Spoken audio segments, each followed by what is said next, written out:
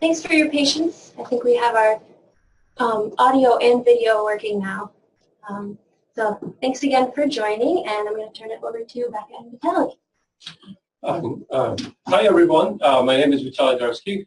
I'm working out of University Communications, and my role is to oversee new media, social media deployment at Cornell University. I want to make sure that you all hear us well, and if there's any technical difficulties, please let us know. As Katie pointed out, please submit your questions, and we will have additional session, Q&A session after our presentation in about 30 minutes or so. But if you have a question that are related to the specific content that we have, or if you don't understand something, please send your question. We'll try to accommodate the question during the presentation. Yeah. Hi, I'm Becca Fox. I am the new media specialist. So I came to Cornell a little over a year ago, and I work directly with Vitaliy, where I help manage Cornell's main new media platforms, so Twitter, Facebook, Instagram, LinkedIn, Tumblr, and many more. And then I also work with all of our different brand ambassadors across Cornell, just so we know what they're doing, all the cool stories that they're telling, so we can make sure to work with them and amplify all of their content. I'm going to turn it back to Vitaliy, who's going to talk a little bit about what we do at Cornell for social media and dig into our policy just a little bit. Okay, great, thank you. So brand ambassadors, there's a number of buzzwords that you will hear. So I'll try to make it as clear as possible what every one of those buzzwords means. So you hear brand ambassadors. So at Cornell, we have this program where we connect with anyone who communicates on behalf of Cornell University with external audience, who basically communicates with public using social media. So if in the past, let's say 5 years ago, people were looking at social media as sort of a trivial communications method where anyone could set it up and anyone can post content. It's easy, it's straightforward, it's simple. Today we look at the social media at Cornell as a business tool. So therefore, we are setting up a brand ambassador program. We want to make sure that the folks that administer those platforms actually understand their responsibility on communicating on behalf of Cornell. So we have a policy and we have this brand ambassador program. Usually it's the sequence of meetings where we appraise you on the best practices, on the policies. We provide some guidance on how would you engage with external audience on social media platforms. And then we usually have a follow-up sessions where we perhaps address some of the specific scenarios, and that's usually done through working through relevant partners within Cornell University, such as RJ and Katie and corporate extensions. So new media, what is new media versus social media? The reason we are calling ourselves new media is because new media essentially covers any communication method that we can take advantage of for the benefit of Cornell University. So there might be social media, it might be certain apps that are available there. There might be something that may not be even interactive. But so we cover with new media all of those digital methods. So social media is essentially a subset of that. So that's what we call new media.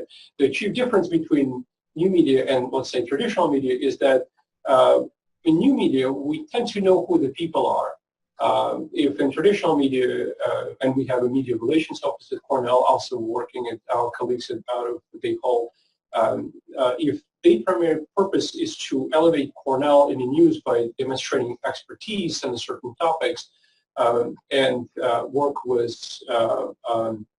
traditional media outlets, we are primarily focusing on the digital methods, including social media, where we are not only informing people, but we also try to engage with them.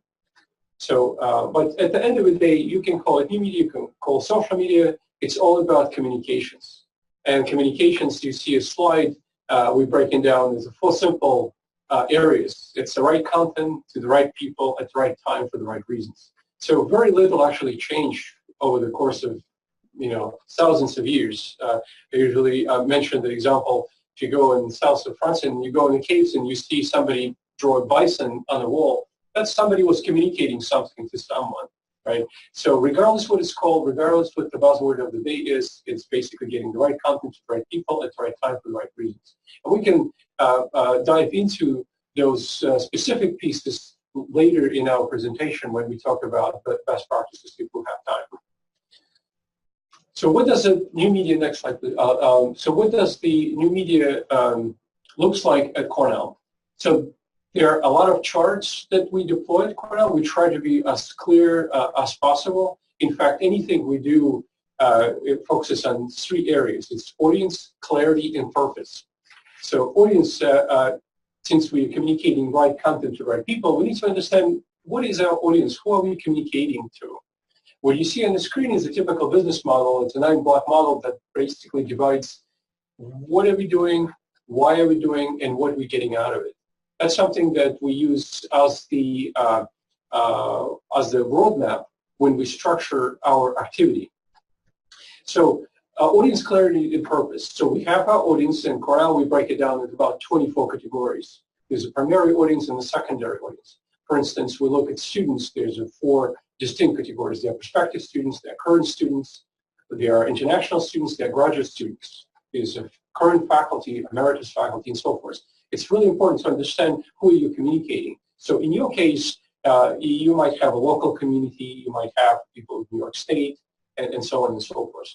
So purpose, so why are we communicating in the first place? So that's an important question. And at Cornell, we have a communication strategy. We have a social media strategy, so where we clearly define what are our goals, what are the specific objectives, and then we look at the metrics. I'll present our communication strategy in a few minutes. So looking at this model, you can easily use it in your operations to really understand what are you getting out of your new media, or what are you getting out of your digital communications. So you see on the left, we have key partnerships. So brand ambassadors are main partners around a campus. So when we have a good relationship, we can promote your great work on Cornell accounts because our work is only as good as everybody else's work. So if you have a good story to tell, we would like to hear and we would like to promote. We, of course, want to make sure that the content is presentable. And that's where the best practices come into play. We also highlight our key activities. That's also an important piece to understand what you actually do. It may sound really basic, but the disciplined approach to digital media and your communications will help elevate the quality of your product. And we also feature resources. So we need to understand what tools we use to measure, what tools we use to communicate, and so on and so forth. But the key point here is really what is the value proposition, right? So we can dig in a value proposition for Cornell, but I would like to make a point that it's important for anyone who communicates on behalf of Cornell to really understand what is the value proposition to the right audience. So clarity, so audience, covered audience, purpose. So clarity is making sure that content is most presentable as possible. So how do we deliver that value proposition to our audience? So you see 2 directions here. One is through relationships. In fact, what we're doing now is communicating available services to you as a partner through relationships. So we also post our communication pieces on the channels, in this case, social media channels. So at Cornell, we break it down into about 3 different categories for our social media platforms. So the top ones are Twitter, Facebook, LinkedIn, and Instagram. That's where we find the most engagement. That's where we see the most better results. And we use each one of those platforms for separate audience and for specific purpose. Then we have a second group of channels, which is YouTube. We also have Medium, which is a long-form, a blog-style platform that allows us sometimes to create an original content, which is much more presentable, easy to work in. We have our Tumblr. We also use Google+. It's a little bit outdated platform at this time, but we use this primarily for search engine optimization. So it's not that difficult for us to continue populating information, since Google is Google and YouTube are the large search engines. We want to make sure that we continue using those platforms so that we are better ranked in the search engines. So we also use a digital signage, for instance. It's another method for us to communicate about events and during crisis, for instance, and simply update folks at regardless where they are. So it's actually a good example of new media that may not be a social platform. But then we use a collection of other social media platforms that sometimes they come and sometimes they go. Like recently we used Snapchat, for instance. It was a big buzzword. Pinterest was a big buzzword. We usually analyze those platforms, see if we can really turn those platforms into benefit for Cornell.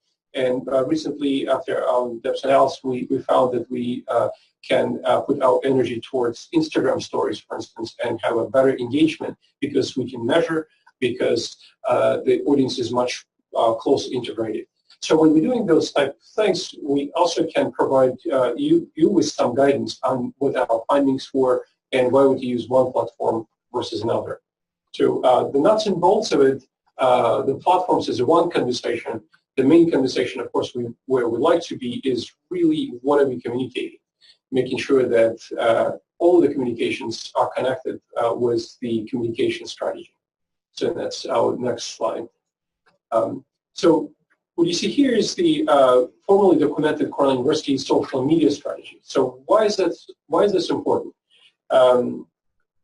In 2018, people are busier than ever. Rarely we see people reading 40-page documents. This is a result of 40-page communication strategy. We found that it's much more useful to have one slide that we have in our offices, and when we communicate something out to the broad audience, we actually look at it and understand where and why are we communicating. So we have a specific mission. So it's obviously encourage participation and connection to Cornell University, so the strategic use of social media. Pretty straightforward, pretty basic, but it's documented. It's available for us to for reference at any time. So the three main goals that we are focusing on, one is inform, second one is engage, and third one is strengthen. So the first goal is essentially informing our public and manage our reputation. So the daily perception of news, events, and anything that's happening in the life of the university, when we're communicating out, we want to make sure that people see that the research that is available, they see that Cornell is a vibrant space. You see specific objectives and then tactics. Why are we sharing this with you? So that when you planning your communications and your communication strategy, you can easily use this as a template. And the tactics that we're listing, they're typical tactics that could be employed in any digital media or digital communications.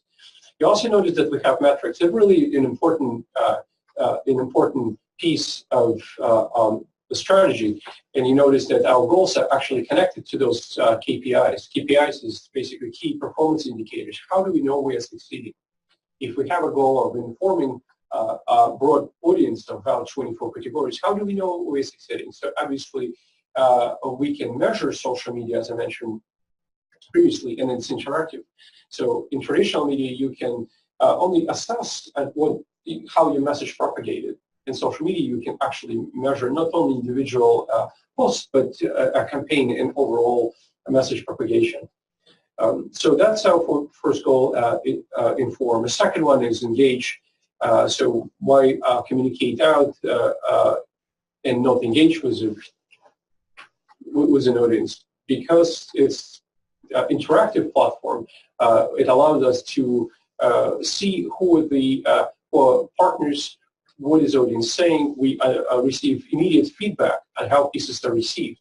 We also can then guide people to a further conversion. For example, if somebody engaged with us and inquired about more information, we can guide them to appropriate events Couple of the things that we look at the conversion is one, the people participate within Cornell.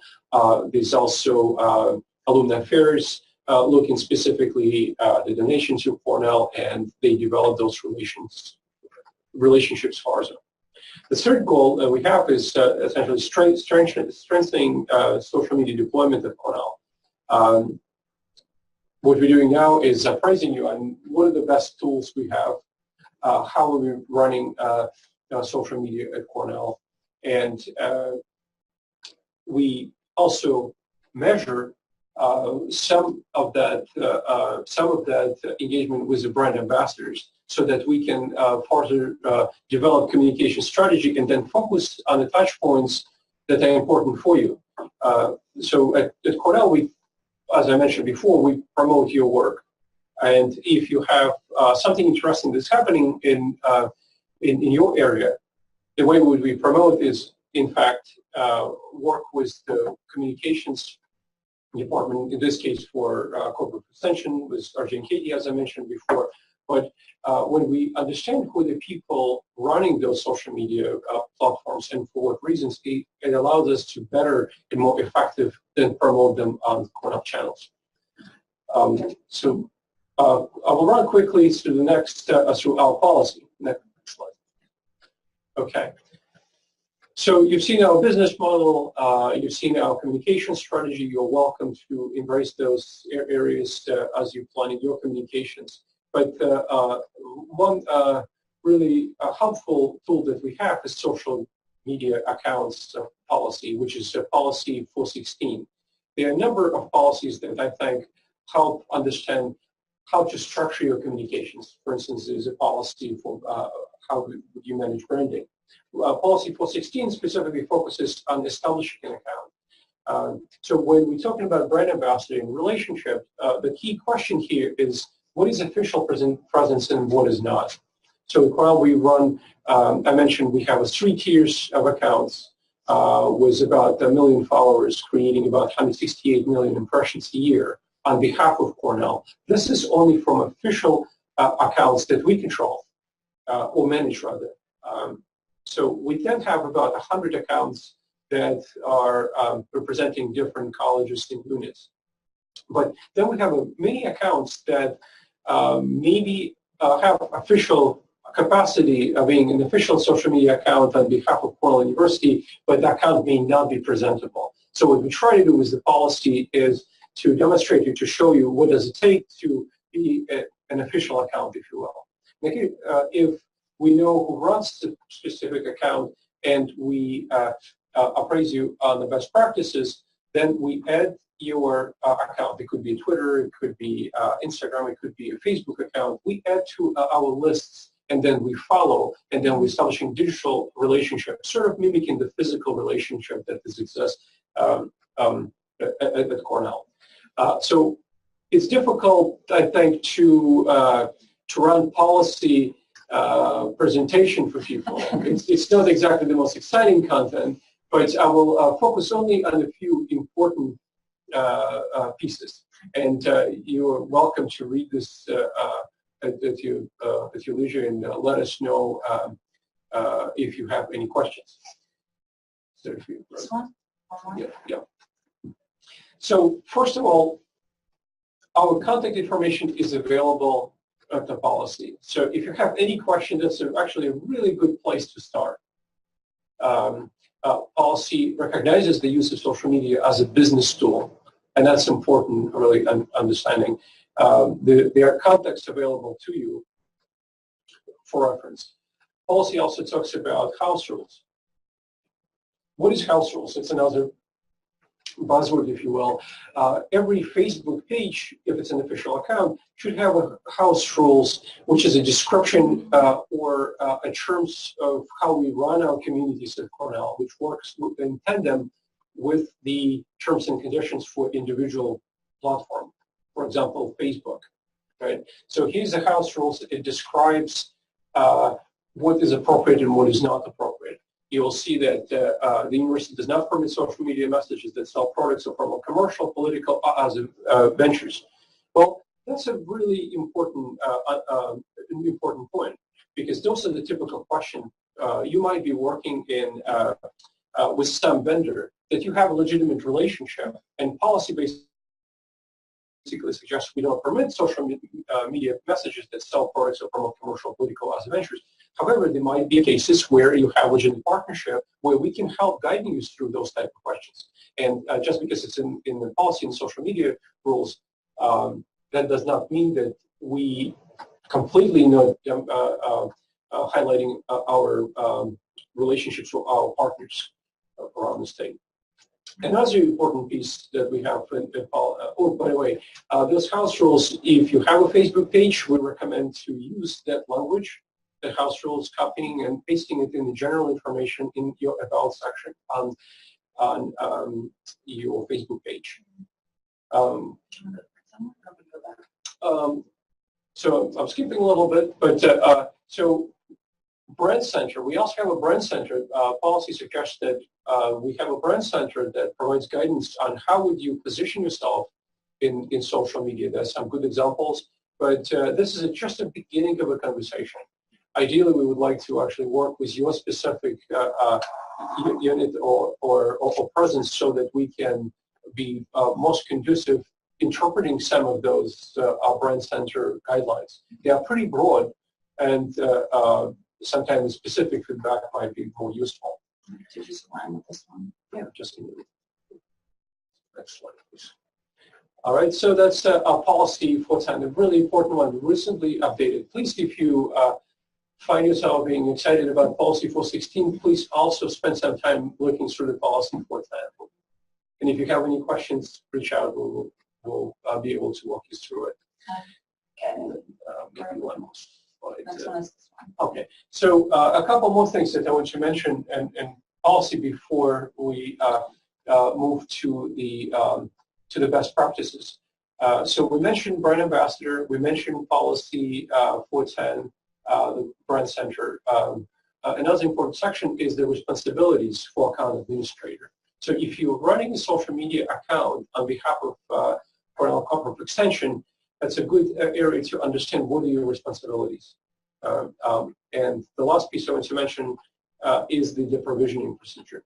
It also sounds like a buzzword, but it's basically a disciplined way to hand over the account administration to an next person. You might move to another department or another area. We need to understand that because we're treating this as a business tools, we need to have a disciplined handover with change of passwords, and the new administrator needs to be appraised on the Cornell policies and essentially go through the brand ambassador session again. So that's on policy, strategy, and best practices. And now Rebecca will talk about the best practices in regards to positioning your accounts. Yeah, and just to close the loop, what Vitaliy said, this is just the beginning of a conversation on policy. So if you are interested, just make sure you dig into that, and then also coordinate with RJ and Katie, because they do oversee kind of the main cooperative extension accounts. So we just wanted to touch briefly on some like do's and don'ts, best practices on social media. We also supplied the best practices guide, so we're not going to go over everything for the sake of time, but just highlight a couple things. So first, we just wanted to highlight some of the great things that the Cornell Cooperative Extension is doing on social media, and kind of 4 things that you should keep in mind when creating a social media account. And Vitaliy, if you want to jump in at any time. Sure. So first, we're going to start with naming. So just give me 1 second. So naming your account, you just want to make sure that your handle really describes what your unit's doing. It's clear to an external audience.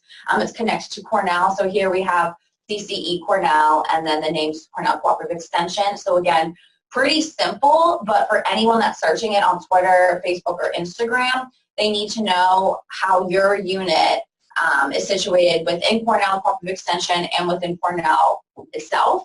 So just coming up with a handle and a name that reflects what you guys are doing. Following that, it's coming up with an avatar. And again, that's more cooperative extensions branding, but making sure you're coming up with a visual avatar that reflects the branding. I don't know if RJ wanted to say anything with that. Sure. I mean, we talked about this yesterday a little bit in our branding discussion, but we are providing avatars for all the counties and all the regional teams, and they can be found on our on brand.cce.cornell.edu. Awesome. So we did want to use this as a prime example because it's a crisp, clean avatar. It's easy to understand when you see it in the news feed, just because you always want to keep in mind anyone that's kind of going through Twitter, they're observing it on a very tiny scale.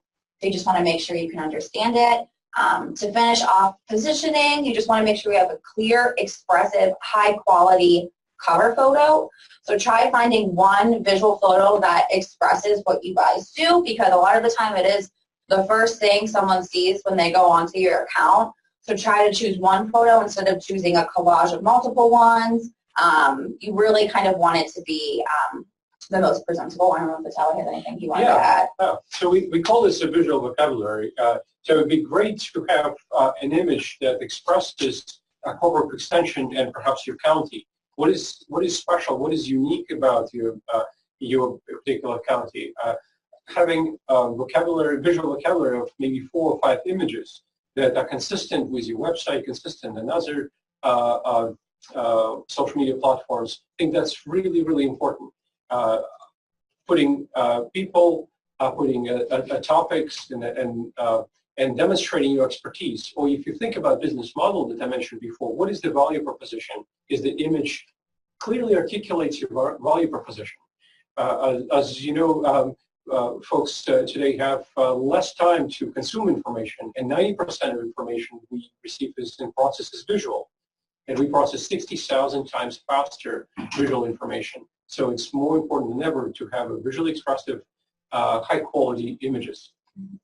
And then to kind of just round out the positioning, make sure, just because Cornell Corporate Extension has a lot of different units across New York, so one thing I think to keep in mind is your positioning for your account. Make sure that you either mention the main Cornell Corporate Extension, so when someone's going through, they can clearly see, okay, this unit is part of the bigger Cornell Corporate Extension, and that way it's easy to kind of connect the dots. So just for an example, Cornell Corporate Extensions is, Cornell Corporate Extension extends the land grant program of Cornell University to citizens all across New York State. So clearly says who they are, what they do, and their affiliation with Cornell. Again, pretty basic, but all of those components together really create a presentable social media presence.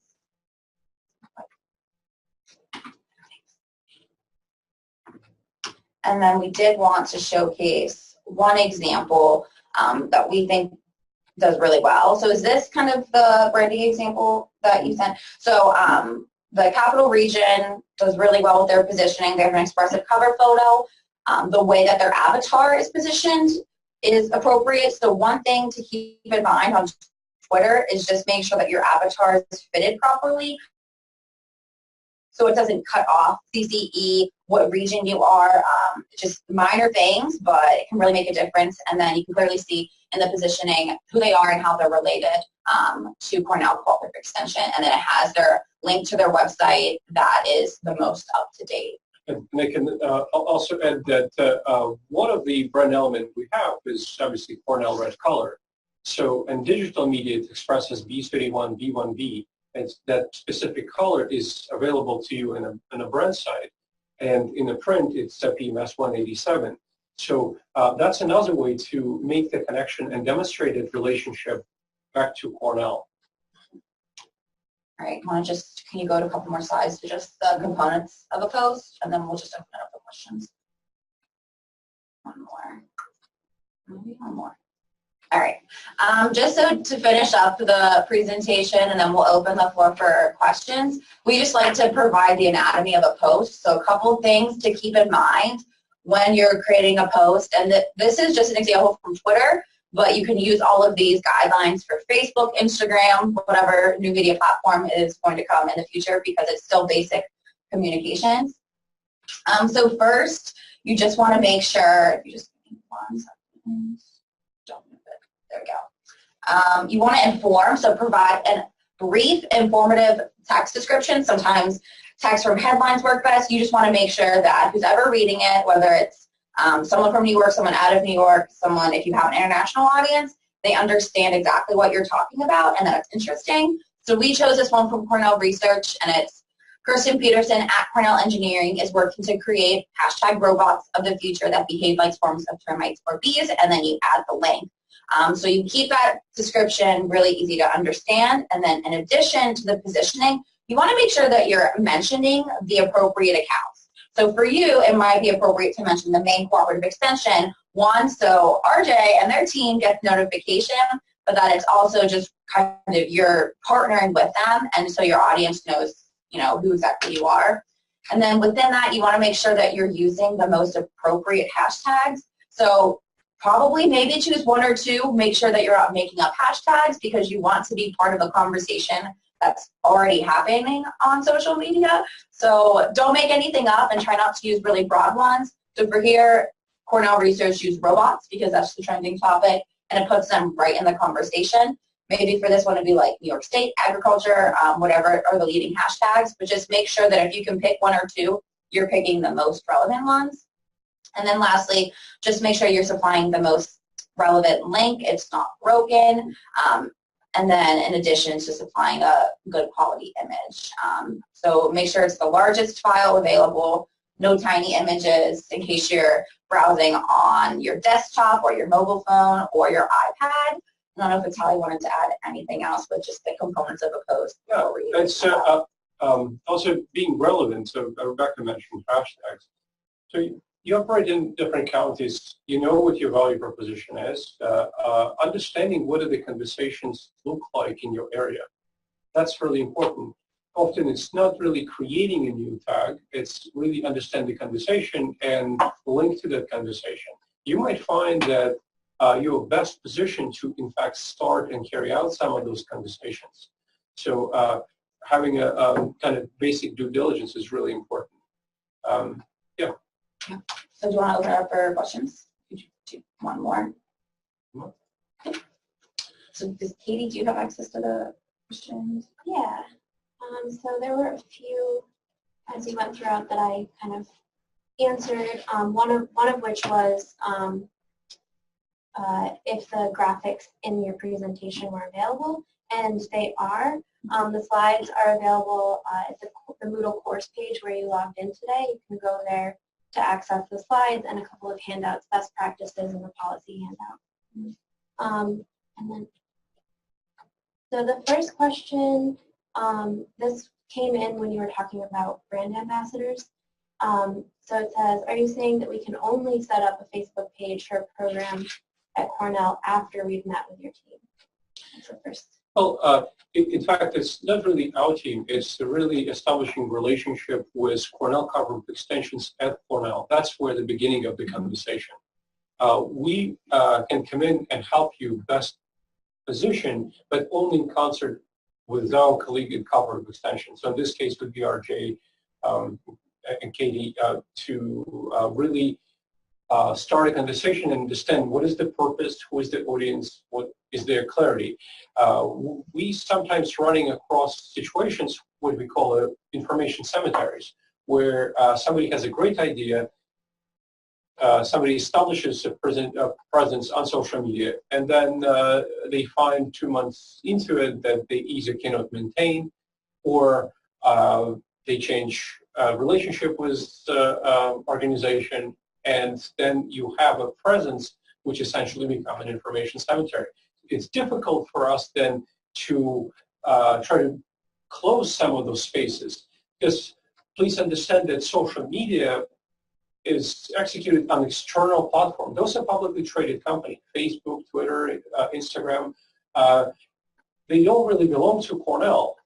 We just simply using those platforms. So starting a space, an external platform, is actually a really important step, and I recommend to start a conversation with corporate extensions first, so that we don't run into a scenario where we try to figure out who owns a particular space. If you're starting a website within Cornell, that's something that we at any time could figure it out and recover access to. On external platforms, it's much harder to do. It will require a lot of time and effort for somebody to close the platform. To your question, we are saying that the best practice would be connecting with corporate extensions, engage Cornell University if necessary, and then really establish a presence that is in sync with your communication strategy. So this one came in when you were talking about the house rules. Is there an approved disclaimer that extensions can use to share on their social media sites? Maybe that's the main question. Say that again. So the house rules, Yeah. they're kind of Cornell. I think I'm interpreting the question, so I hope I'm interpreting it correctly. I think that they say Cornell University, but they never say Cornell Cooperative Extension. Right. And I think, we sort of follow along with university guidelines, so it's.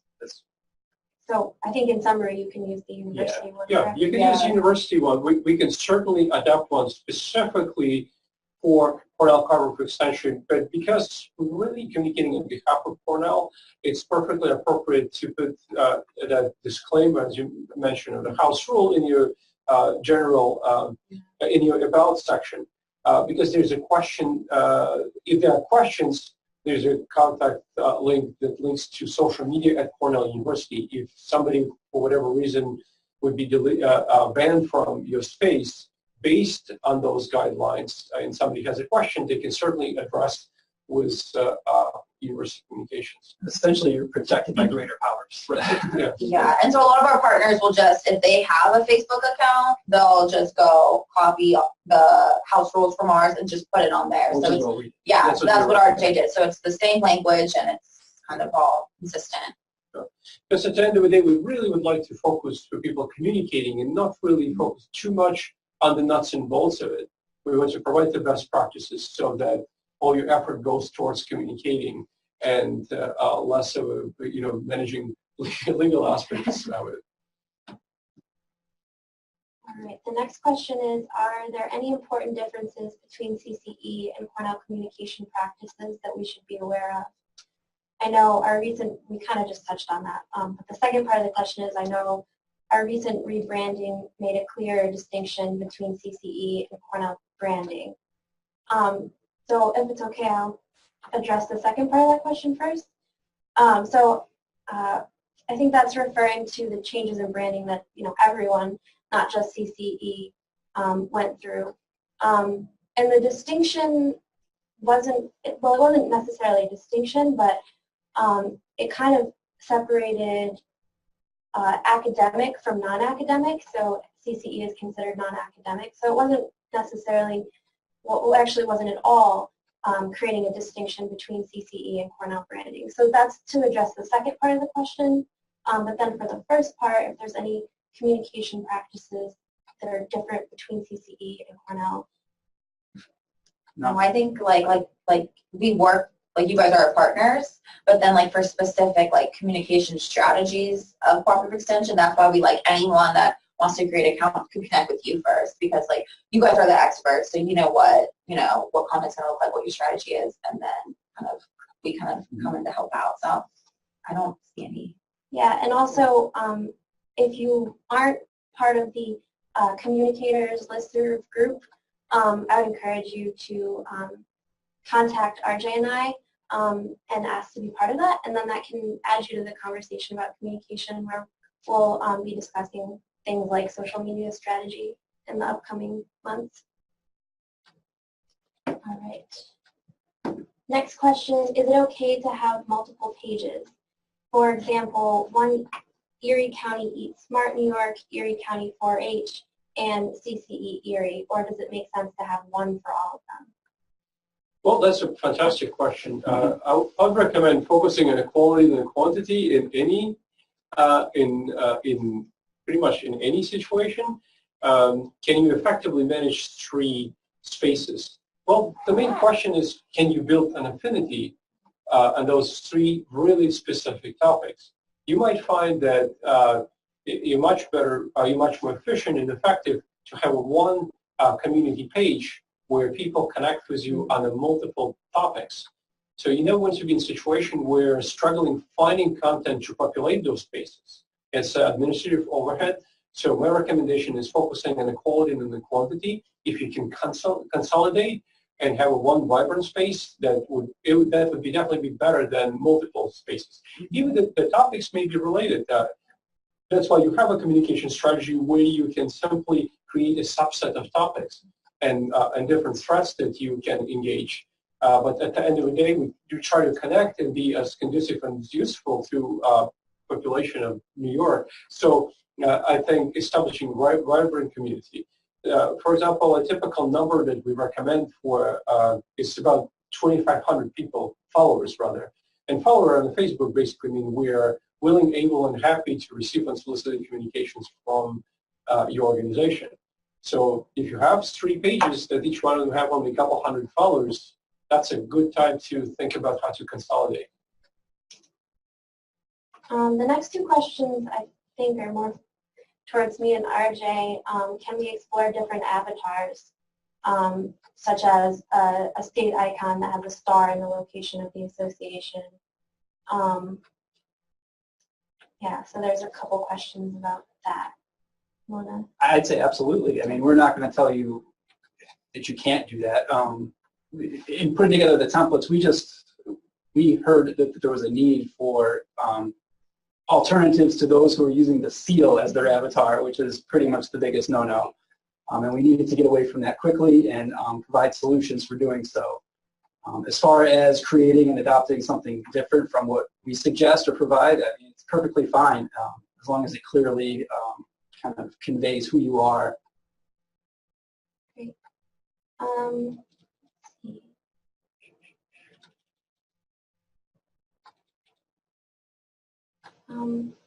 This might be a follow-up on the multiple shades pages. No, already addressed. Do you have a communication strategy template for CCE? Again, no. The university strategy is really what we base our strategy off of. So there isn't anything unique to CCE. But if you have specific questions, please feel free to reach out to the communications email address, and I'm happy to work more one-on-one with you. Oh, this is a good one. This is what Vitaliy and I actually talked about this recently. Isn't there a program that links Facebook post to Twitter page? Yes, it's a great, great conversation. So in the world of new media, web developers love to connect things and automate things, making it easier, right? But then it becomes an easy way to communicate, but it may not be, it might be efficient, but it may not be effective. We don't recommend to have an automatic postings from Twitter to Facebook or from Facebook back to Twitter. You need to understand who the audience is behind, who follows you, for what purpose, and also the clarity of the post. It needs to be appropriate to be in its own platform. There are a number of technical reasons why you would not want to do that. Just because it's available, I don't recommend doing that. I would really focus on the right content to the right people for the right reasons. And really post and understand your specific community, specific affinity on each platform. It's not the quantity, it's the quality that we recommend. So the suggestion here, I would not recommend to cross-populate. You want to, however, to be consistent in your digital communications, demonstrating all your presences, the relationship to corporate extensions at Cornell, relationship to perhaps local, if there are some digital presence exists, relationship to Cornell University, relationship between these separate accounts, and clearly understand what the purpose is for the accounts, and also have a consistent, I mentioned visual vocabulary earlier, making sure that if you're posting an image on a Facebook, that image may not be the most appropriate image for Twitter. Understanding how people consume your content is really important. Yeah, so the short answer is I don't recommend. Okay, so we're actually at time. There are a couple more questions, and we don't have anyone coming in this room right away, so if you want to address them, okay, great. Let's see, are there any best practices for Facebook using it for posting about events, posting events to it, using it as a tool for publicity, but avoiding overlap between that and posting events on the main CCE page? I guess for like best practices, like our guy kind of oversees any type of content, like just being timely, knowing your resources, and so that could be like on Twitter, that could be on Facebook. I mean, a lot of the basics I think apply to anything. I don't know if RJ wanted to take a stab at The only thing I would add is to get more amplification of these kinds of events. You know, mention funding partners, mention other stakeholders, as many as you can, as relevant as they can be, to kind of just broadcast your message even farther. Yeah, and that's all in our best practices guide, just working with partners, knowing who they are, and really thinking ahead of the post so you can get the most mileage out of that event, like the before, during, and after, and really kind of strategizing how you want to go about promoting the event. Yeah, that's a very important point, to really understand what you try to accomplish, what your conversion look like, and what up the event look like. That's usually the most neglected area. So if you put a lot of effort into engaging folks to participate in your activity, in your event, and you have a great event, following up on the event and really to get the most out of it is really important. And digital platforms are perfectly suited for it. So if you have a great event and great participation, capturing some of the photos from the event and posting back, and again, creating the digital relationships with people participating in the event is really important. You might think about your conversion. When I say conversion, it's essentially what does the sign-up look like? So event page on a Facebook is a really good method to see and anticipate what your participation will look like. But is there some other kind of a registration page that exists someplace else? What are you promoting? Are you consistently promoting one page for events? So making sure that the event entries don't collide on one another. So a strategy in promoting an event would involve promoting message in different platforms, but linking to the authoritative source of information of that event. That might be an event on a Facebook, or it might be an event set up on your webpage, whatever works for consistency. Great, thank you.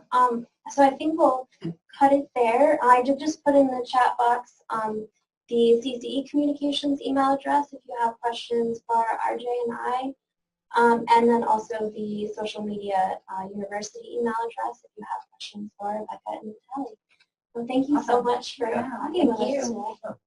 Thank you. Great, thanks everyone for joining.